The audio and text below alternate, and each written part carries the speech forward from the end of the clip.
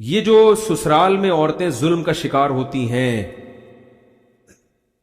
بعض جگہوں پر، تو یہ قانون سازی ہونی چاہیے کہ ایسی عورتوں کے لیے مرد پر لازم ہو کہ وہ اس کو گھر، بولو بھائی، یہ عورت کا بنیادی حق۔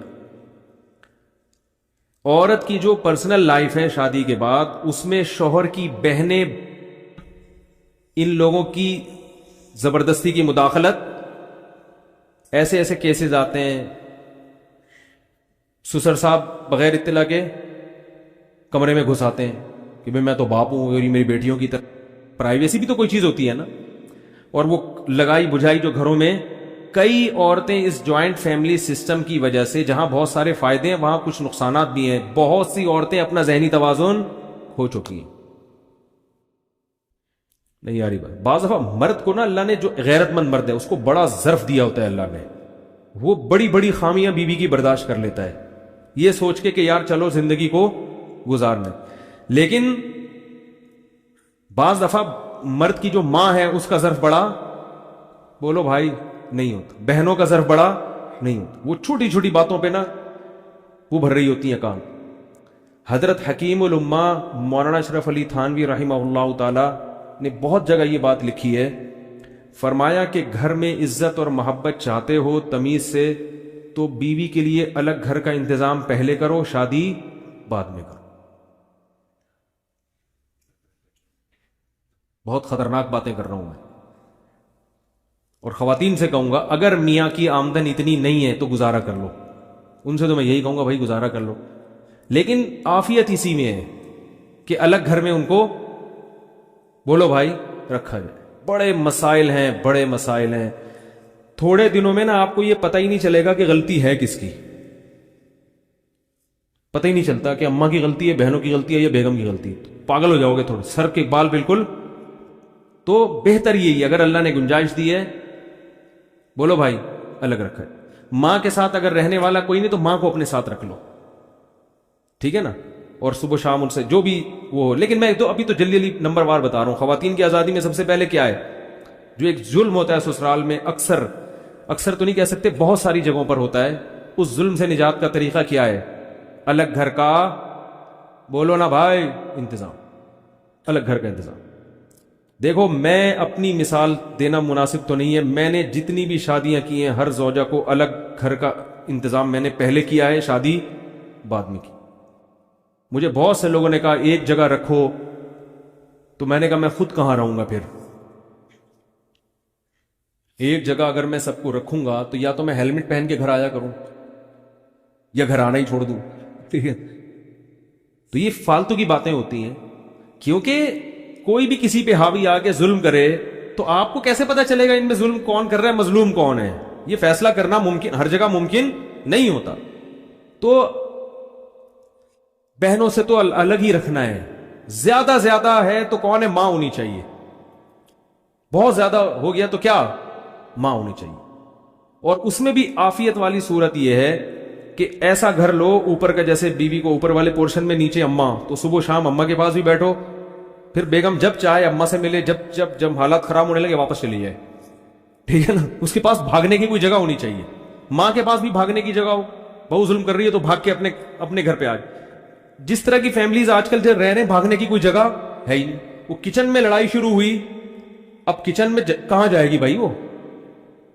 تو وہ بہت فسادات، کیونکہ ظرف چھوٹے ہو گئے ہیں، کوئی کسی کی بات برداشت، بہت ساری عورتیں پاگل ہو چکی ہیں۔ آپ کسی نفسیاتی ڈاکٹر کے پاس جاؤ، جو پاگل ہونے والی خواتین میں زیادہ تر وہی خواتین ہوں گی جن کو پاگل کس نے کیا ہوگا؟ سسرال نے۔ خطرناک باتیں تو ہیں، اب کیا کریں، کر دی تو نکل گئی، ٹھیک ہے۔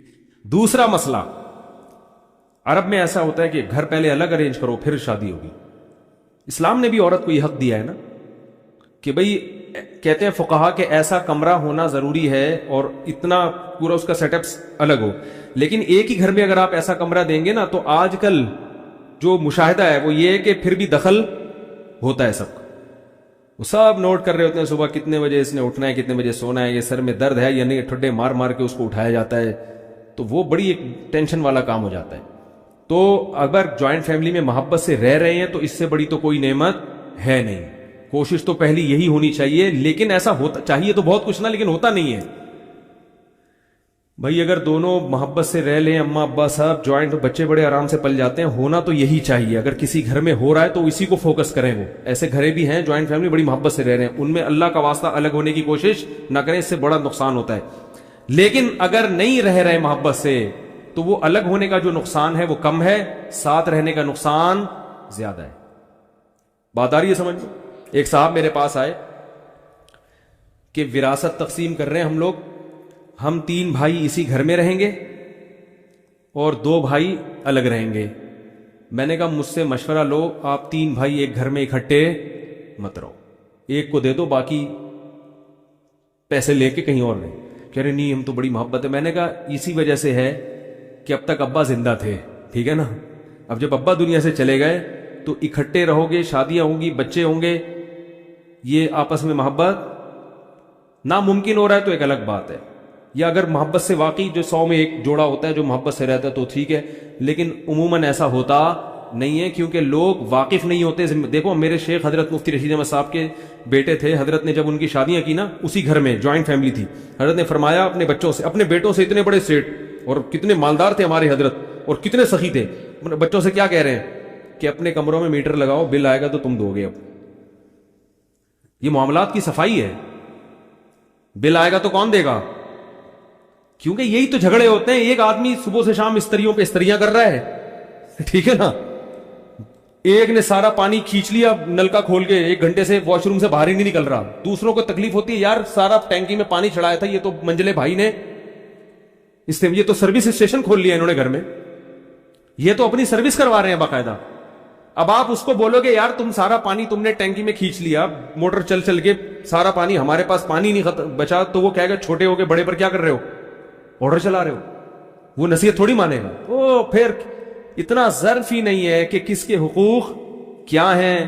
ایک صاحب نے ایسے ہی ٹینکی بنوائی اور وال لگا لیا اپنے، وہ جب چاہیں پورے بھائیوں کا وال بند کر دیں اور جب چاہیں اس پہ پھٹا ہو گیا ان کے یہاں کہ یار ہمیں بھی پانی چاہیے ہوتا ہے تو تم سے ہم گزارش کرتے ہیں وال کھلے گا تو پانی آئے گا. تو چونکہ ظرف ہی نہیں ہے، لوگوں کو پتہ ہی نہیں ہے دوسرے کے حقوق کیا ہیں، ایک بھیڑ چال چل رہی ہے، تو وہ پھر آپس میں نتیجہ کیا نکلتا ہے. تو اس لیے تمیز سے آج کل کا جو اصول ہے وہ یہی ہے کہ بھائی بالکل تمیز سے الگ. اور بیٹا بالغ ہو جائے، اس کو بولے بیٹا بہو آئے گی اس گھر میں نہیں، وہ پڑوس میں گھر دیکھا ہے کرائے پہ تیرے لیے وہاں جا چاوش، مجھے پتا ہے بہو آئے گی تو میری بیوی سے لڑے گی، وہ میں تو برداشت کر لوں گا. بعض دفعہ سسر بھی لڑ رہا ہوتا ہے. تو اس لیے عقل مندی کی بات یہ، مولوی تھانوی فرماتے ہیں ہماری جب ابا نے شادی کی، ابا نے بولا گھر الگ، وہیں آ جایا کریں گے بہو سے ملنے کے لیے، تم لوگ بھی آ جایا کرنا اچھے بچوں کی طرح.